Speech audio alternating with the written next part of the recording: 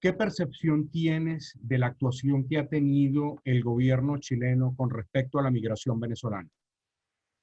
Bueno, desde el inicio yo creo que ha sido bastante receptivo. Al principio se suponía que tenía un discurso de inclusión, de puertas abiertas, de recibimiento. Obviamente esto siguiendo un proceso de información, de migración ordenada, pero esto luego cambió totalmente el timón de toda esta situación. En los últimos años, o al año, yo creo que al año siguiente de haber hecho ese discurso, de haber asistido hasta Cúcuta, y haber hecho ese show, ese discurso populista, que para mí también es un discurso populista, se cerró. Y se han visto vulneraciones que han llegado incluso al ámbito internacional. Decisiones arbitrarias de cierre de visados, decisiones arbitrarias en el tema de la negación de visas. El Departamento de Extranjería está siendo utilizado como una especie de caja chica, utilizando a los migrantes. ¿Por qué? Porque el presupuesto que se le da anualmente al Departamento de Extranjería es 4.000 millones de pesos, ¿no? Pero gana a raíz de multas y a raíz de precios de visados 4 veces lo que le da el Estado. Entonces es un negoción estar multando gente y estar rechazando visas, porque la gente sigue pagando, ¿no? Entonces nos han estado utilizando, a los venezolanos en particular, como una especie de caja chica para las arcas fiscales. Recordemos, yo siempre cito esto, los venezolanos primero que nada no somos unos delincuentes, nosotros estamos huyendo de una dictadura, ¿no?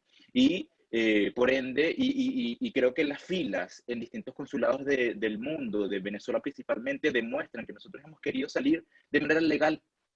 Hemos querido pedir visas, hemos querido pedir papeles, tenemos apostillados documentos. Háblame de cómo migrar a un país y el venezolano te lo sabe, legalmente lo sabe.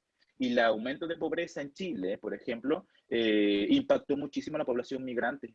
Y es precisamente por eso, porque al no tener documentos, al no tener permisos de trabajo, al tener rechazos de visas continuas, hay gente que tiene la cédula de identidad más de un año vencida y esto le dificulta de alguna manera acceder a beneficios como la banca, por ejemplo, ¿no? O hacer un trámite en la notaría. Ahora, esa situación con los migrantes venezolanos se ha agravado con la pandemia.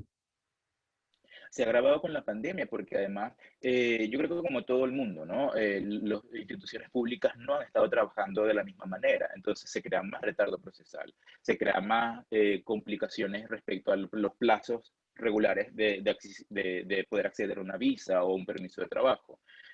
O incluso las ayudas sociales que les han dado diferentes países, que más allá de porque somos migrantes o no, sino porque estamos viviendo una pandemia mundial que dificulta el empleo y el emprendimiento, por ejemplo, no han tenido acceso a las personas que no tienen un rol definitivo, por ejemplo, o que no están inscritos en cierto registro social del Estado.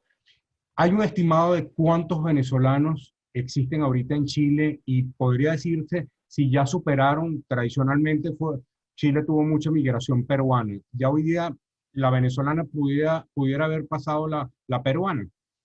Sí, desde hace rato. Yo creo que desde hace 2 años aproximadamente se determinó que ya había superado la población peruana y además las solicitudes principales del Departamento de Extranjería son de venezolanos. Yo creo que un 70, casi 80% que habían comentado el otro día.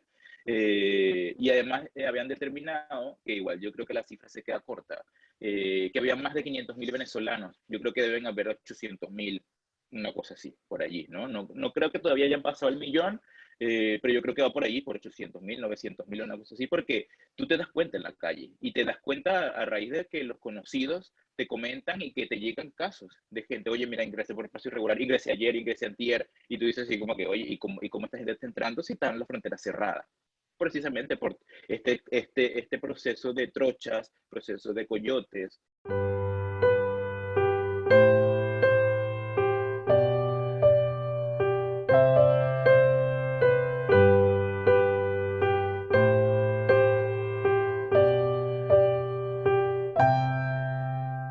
En las consideraciones que hacen las autoridades chilenas, sean del gobierno de Piñera o de la oposición, no está presente el hecho de que Venezuela fue receptora de chilenos a raíz del golpe de Estado y de la entrada de la dictadura de Augusto Pinochet en 1973.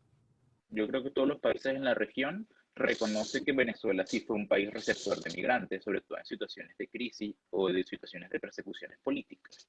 Pero yo creo que pasa lo mismo, acá en Chile se ve mucho más porque existe en general un clasismo muy complicado y una exclusión a la pobreza muy complicada. Entonces a la gente le molesta más que en vez de que sean venezolanos, no les importa que sean venezolanos, les importa que se ven en la calle pidiendo y que eso se ve mal, ¿no? Eso es lo que principalmente al gobierno le afecta, ¿no? Porque en general Chile, la sociedad en Chile en general, no ha tenido esa respuesta de xenofobia como se ha visto en Perú, en Ecuador, en Panamá, ¿no? Desde la sociedad, pero desde el gobierno ha sido otra cosa, porque distintos organismos internacionales han determinado que la migración venezolana no ha impulsado la pobreza y la migración venezolana no ha impulsado la delincuencia, ¿no? Pero obviamente como existe este prejuicio del migrante criminalizado, ¿no? Y lo ratifica el gobierno, entonces dice, ah, viste que es verdad, porque lo dice el gobierno. ¿Tú dirías que es el gobierno de Piñera o también se ve en sectores de la oposición chilena?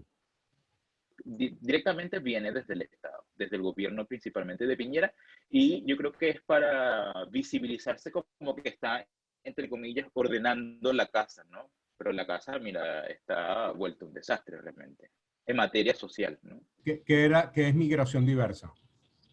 Sí, Migración Diversa es una organización que nació desde nosotros venezolanos, dirigida hacia migrantes venezolanos, con enfoque en la población LGBTI, porque creíamos que era un tema que realmente hacía falta dentro del discurso migratorio. Se habla del discurso del migrante, pero no se hacen visibles esas problemáticas también que existen dentro de la población migrante LGBTI, como por ejemplo, cómo hace una persona trans para tener acceso a la identidad de género, ¿no? Siendo migrante, ¿no? Sin documentos, con una sola identidad, o qué papeles le piden, o, o que se vive doble discriminación, por ejemplo, siendo migrante y además siendo LGBT. Por el lado de la oposición venezolana, ¿ha habido algún tipo de apoyo a esta campaña y este respaldo que a través de esta organización tú has venido haciendo con los migrantes venezolanos?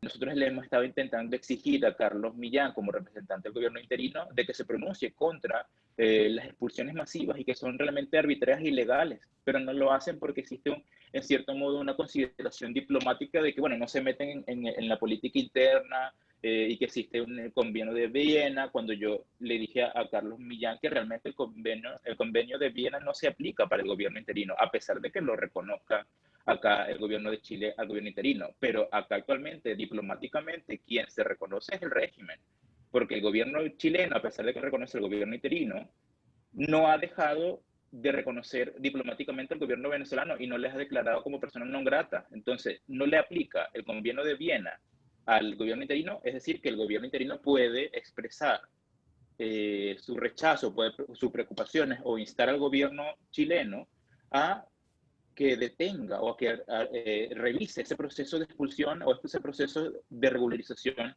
que tiene errores y que dificulta a la población venezolana a un acceso real e inclusivo dentro de la población del Estado que lo recibe, ¿no?